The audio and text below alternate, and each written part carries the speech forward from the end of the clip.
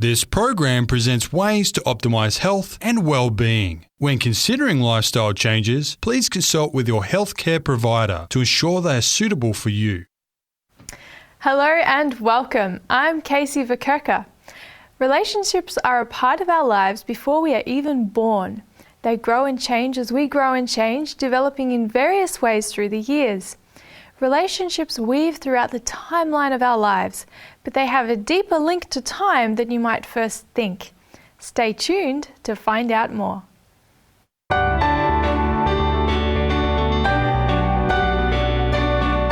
This is Your Lifestyle as Medicine, a production of 3ABN Australia Television.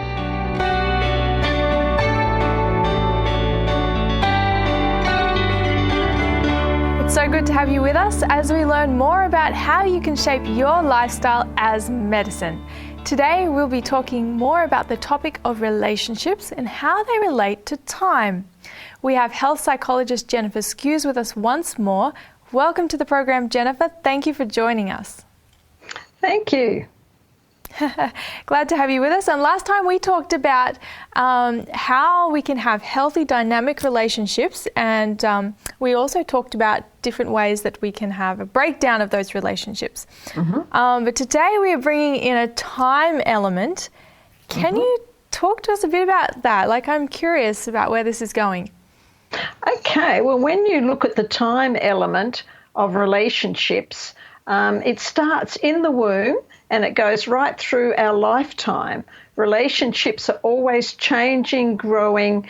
The foundation is set very early in life, and I find when we understand that past process, it gives us insight. So looking at the past, present and future, it's a model that I've developed over time based on the work I did at a psychiatric hospital where relationships were a problem, and I used to give these presentations, and when I explored it, the model came up, and it's also what I call a very biblical model because it does give us these dynamics, but we're always in the present. We have a past, we have a future, but we're always in the present.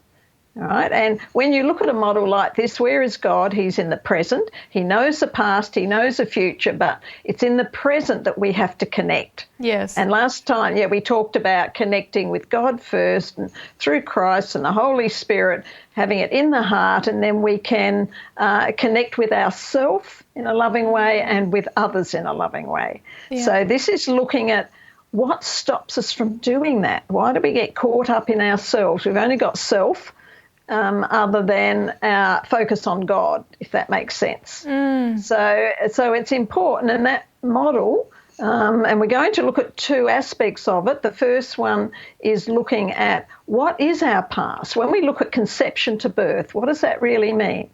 So when we are conceived, the parental relationship that conceived is vital in that relationship.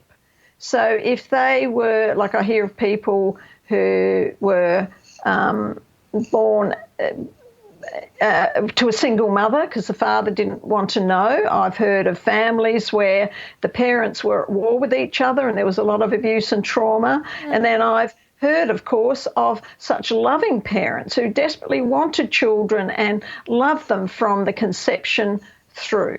So there are varying aspects of our past, and if we have a healthy past, we have a healthier present.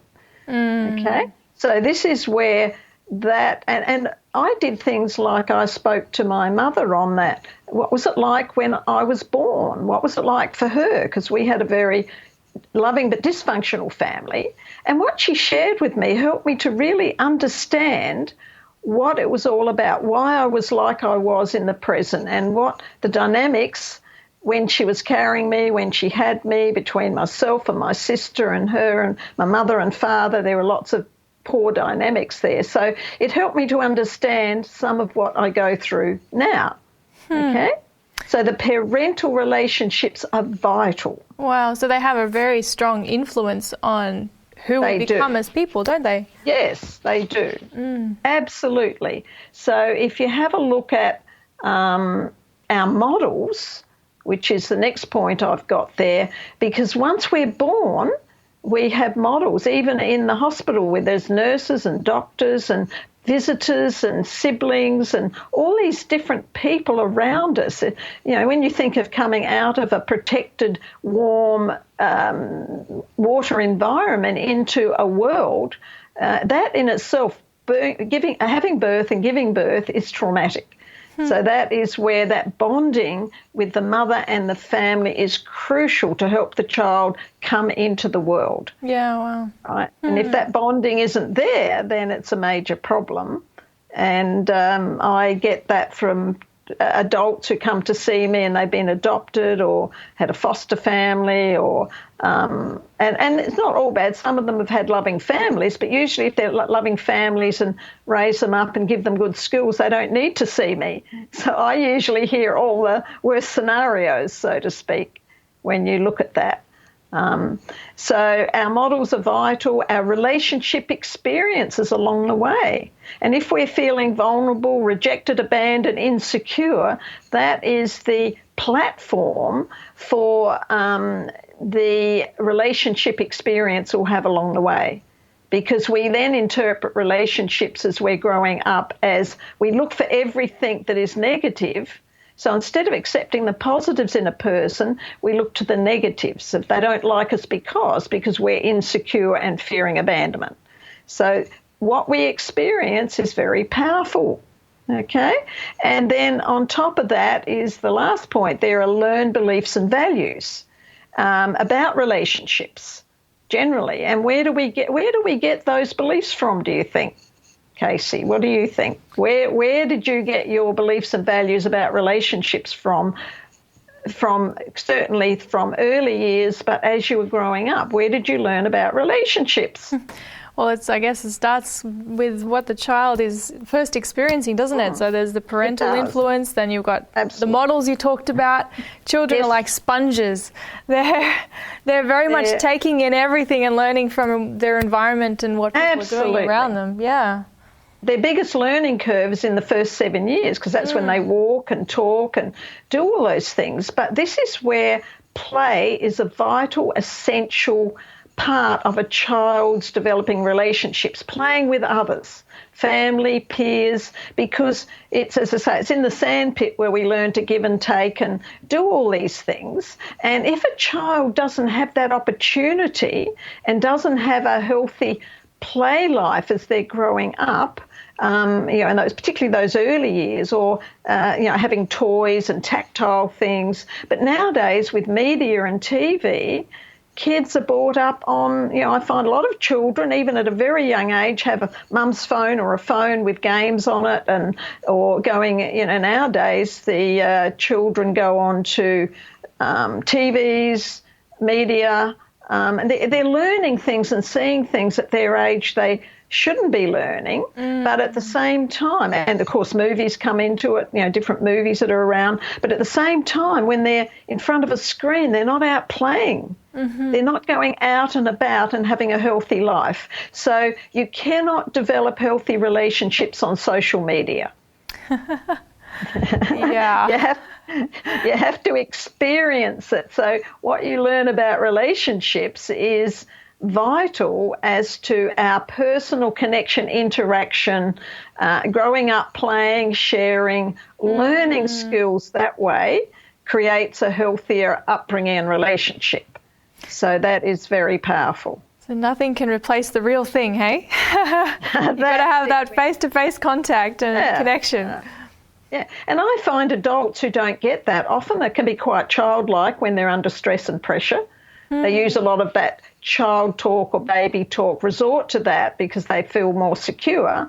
But also adults can learn to play, be playful, right, with other adults or even with your children. I used to play with my nephew and I loved it, but I had a healthy play life, but more on my own because I was in an isolated area.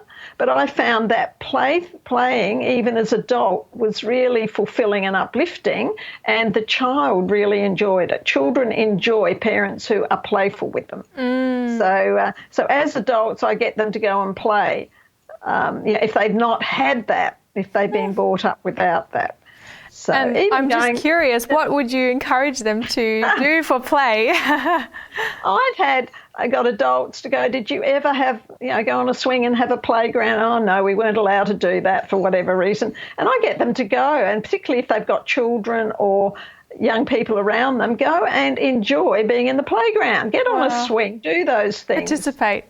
Yeah, just to have that freedom, or go to the beach and run around the beach and in the water and swimming and playing. Yeah, so doing things that are away from the distractions and the set values we have in relationships, because they often didn't do those things when they were young. So it's like doing a big catch-up. It's like you've got to learn to crawl before you walk principle. If that makes sense. Yeah, absolutely. That's so fascinating that those things are so important for our relationship. Like, I guess I wouldn't have thought about play being a key thing in relationship development, but there you go. That's so interesting. But don't you find, and I know you are now married, and don't you find that being playful in the relationship, having fun, having a bit of laughter, doing fun things together, joking around, even the physical play comes into it sometimes for adults. Well, yes, humour is part of our relationship every day, so there you go. We do plenty of it. Play therapy. Yeah, that's it. and it's a good dynamic to keep a relationship alive, to have that, because it connects you. Humour connects people. Laughter is the best medicine, so it's a great way to go. So when we look at the present, and because I'm dealing with people with many failed relationships, what's the future going to be like? Yeah.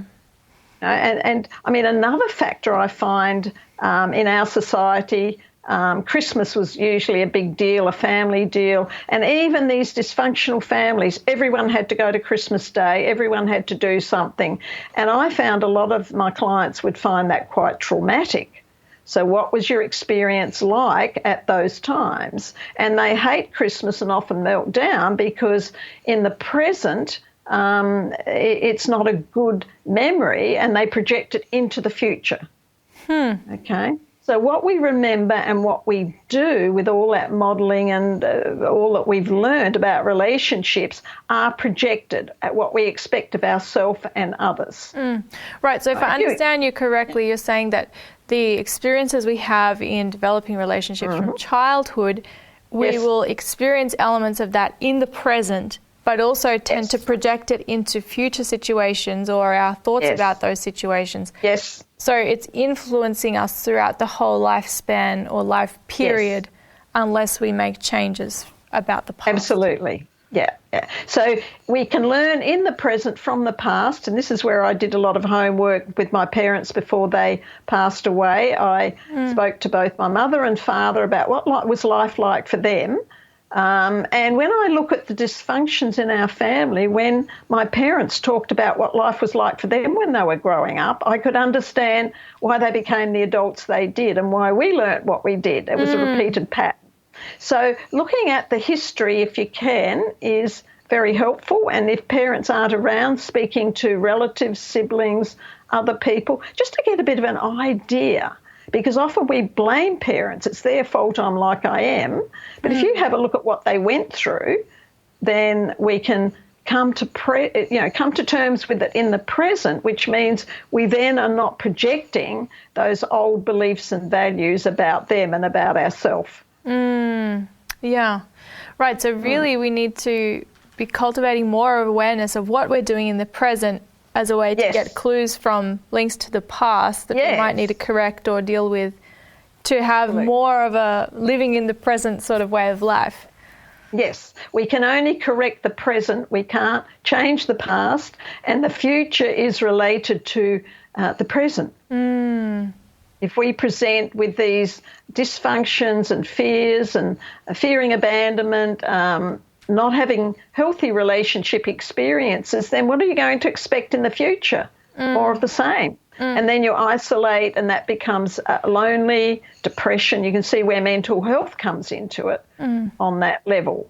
And then we project our beliefs and values. Oh, all my relationships have failed, so, I'll never have a good relationship. And if you change something, that can change. So that's part of, okay, what can you change in the present, and why have you repeated the pattern? So you learn from the past to not repeat it, and then you have a better future. So I guess in terms of what we're actually doing in the present, we're looking for thoughts and belief patterns. We're looking for habits that we're doing in the present that may need to be addressed. Changed. Yeah. And this is the skills then, where we're looking at what skills, communication skills. How do you protect yourself and others? What defences do you have? And that's what we're exploring in the next 2 sessions as well, to have a look at all of that, because it's important. It's good to do a stock take. Ask yourself questions like, are my relationships fulfilling or unfulfilling? All right? And it's not just marriage. I'm no longer married. My husband passed away, but I've got such great friends that I connect with that my relationships are still fulfilling. And, of course, my relationship with God I've worked on a lot more, and that's so fulfilling that, I'm happy with where I'm at in relationships, but I used to be lonely, depressed and miserable for many years, even in marriage. So, and there were reasons for that, but I've got beyond that. I've learnt from it. And when you correct it in the present and you look back at the past, it doesn't have the emotional sting it used to, right? Because you've healed from the emotions, even though you remember the event and it wasn't a good event, but it's not coming back to bring you down in the present. That makes sense. Yeah, for sure. Resolve. Yeah. So are your relationships intimate, where you connect to people, or distant? Do we embrace people or do we avoid? I get people who become socially phobic because they can't cope with relationships. Connected or disconnected? And so we can look at those, and I get people to write it down. How fulfilling are my relationships? And I'm looking at all relationships, or maybe a specific one, the pros and cons. And I get them to do a bit of a stock take, and it's amazing what they come up with and what they learn about themselves and why there are problems. Right? Because we don't want to keep repeating the past that isn't good. If it's not working, let's fix it. Yes, absolutely. Yeah, that makes sense.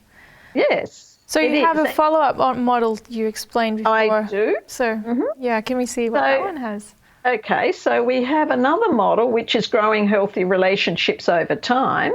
Some of that we've talked about, but if you have a look at the past, we have unresolved past relationship trauma. The only place you can actually resolve it in the present.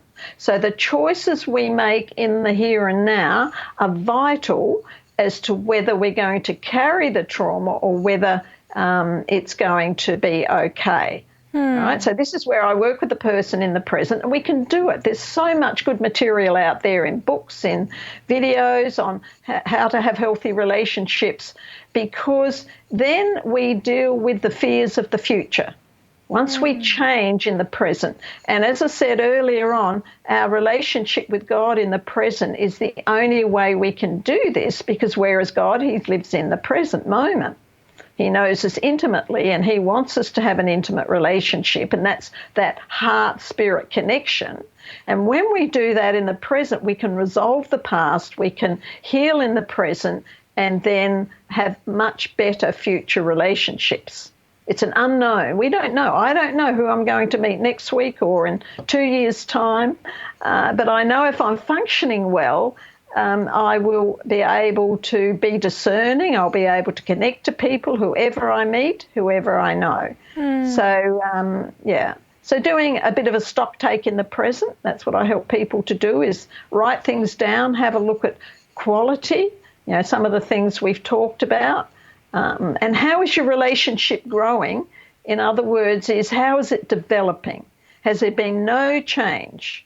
For example, I have people who come to me who had a very traumatic childhood. They've actually been damaged by that trauma, and trauma constitutes all sorts of abuse. Physical, mental, emotional abuse is traumatic. Spiritual abuse is traumatic. So it doesn't matter what the abuse is, it is highly traumatic. So it comes back to how can you deal with that because you now have the embedded memory, which comes out in your emotional drive in the present and the choices we make. So this is where helping them to understand that and realise trauma and abuse doesn't have to affect them their whole life, and then we can grow relationships. But what happens once the initial trauma, if there's some sort of abuse, physical, mental, emotional, sexual, any of it, then we often pick the pattern because that's what we're familiar with. I liken it to having an old shoe that we wear and wear and wear, and it's got holes in it and it's leaking, and we've got to put new shoes on, and this is like the new way of relationships. And what happens is they're so uncomfortable we keep going back to the old shoes. Yeah. And we pick the pattern.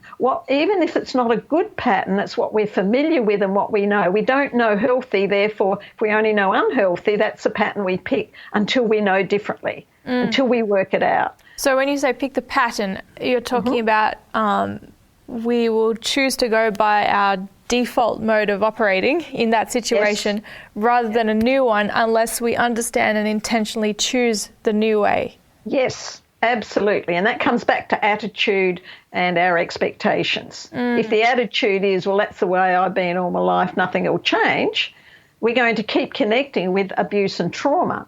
And a good example of that is like women I've met, and males as well, like women who I've met who've had a relationship and they keep picking the person that abuses them, and each one... They might have had several marriages. Each one gets worse. Yeah. I've had some women who stay in an abusive marriage, and I ask them, they come to me for help, and the other person, the partner, doesn't want to know about it, but I ask them, well, why? And they said, well, they must love me because they hit me. They abused me. So if they didn't love me, they wouldn't do that. So they equate abuse with love. And that's often because the abuser will kiss and make up and then do it again. It's a pattern. It's the family pattern. It becomes the pattern of their life. And till they realise they can change it, and that is quite scary for people in the present, because that means they might have to leave relationships, whether they're friendships, work environments, or married relationships or family relationships.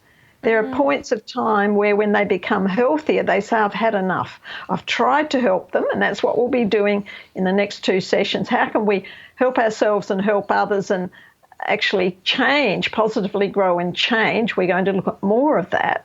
And when you change and you become healthier, you don't have the fears anymore. You have the confidence to address the issues, or if it's that bad, walk away. So that is what people face. People are in a healthy, happy relationship. They have long, healthy marriages. They constantly show love. And I see that with older couples, even walking down the street hand in hand, doing terms of endearment, or the way they look at each other, you know they're still in a healthy relationship. And they're working at it. Every relationship has to be worked at. You're just working at it in the wrong way or the right way. That's true. So working at it is very powerful. And you would do the same. Anyone listening, if they're not working at it, then it's going to stay the same. Yeah, that's true. I guess that really highlights the importance of having like just an evaluative process on our relationships in our lives, just to really nut out, are they as healthy as they could be? Could they have room for getting even better, improving? That's right. Or, are they really in a bad place and this has to be a priority to address it?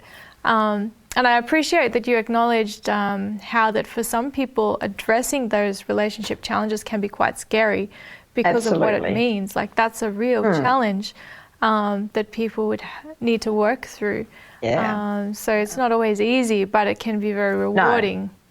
Absolutely. A good example is that people who are lonely because of their marriage or their relationship or their friendships or their families, friends aren't connecting. I've had people say, I'm so lonely. I've got a few friends, but I still feel lonely. And the thing is, they won't, if they change it and they change friendships or family dynamics, they fear they'll be all alone, that they will be totally rejected. So they put up with what there is. But it's not quality. Yes. See, we want quality in relationships. Relationships, I believe, can change and grow until the day we die.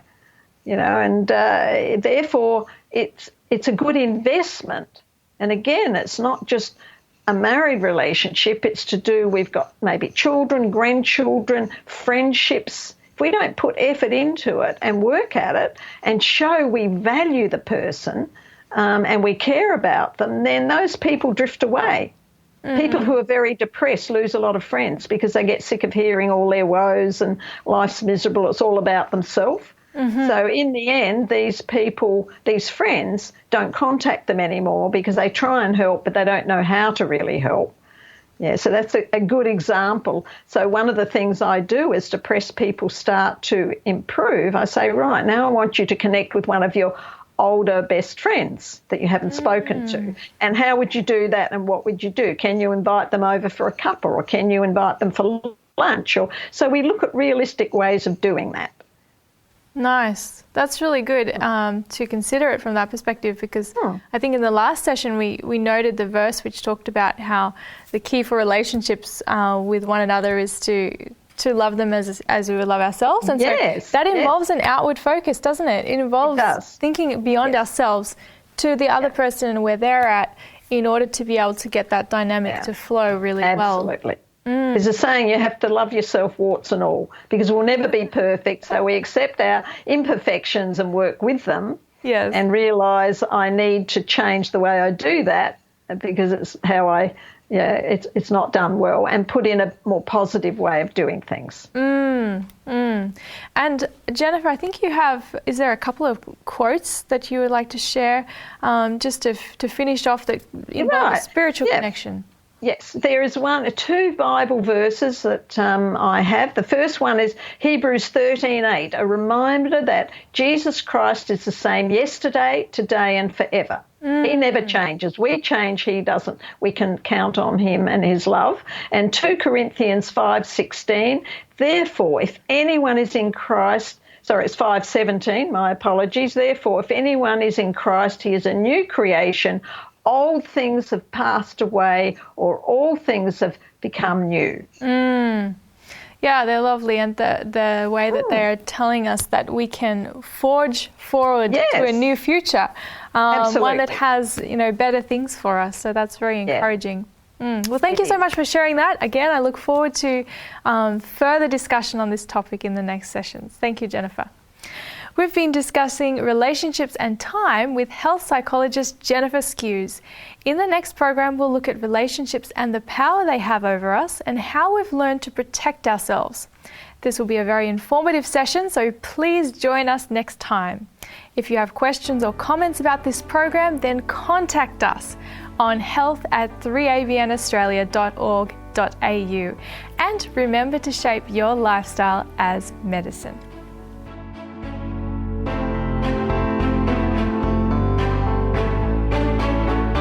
You've been listening to Your Lifestyle as Medicine, a production of 3ABN Australia Television.